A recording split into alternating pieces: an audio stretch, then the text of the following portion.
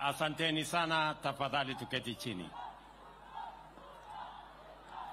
Baba wetu Askofu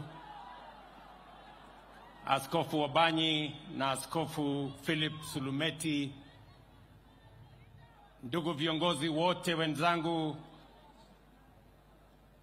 familia, Mama Betty, vijana wa ndugu yangu na rafiki yangu Mheshimiwa Malulu Injendi, Ryan, Melvin, Arnold, Adrian na familia nzima, wananchi wa hapa Malava na Wakenya wote, hamjambo.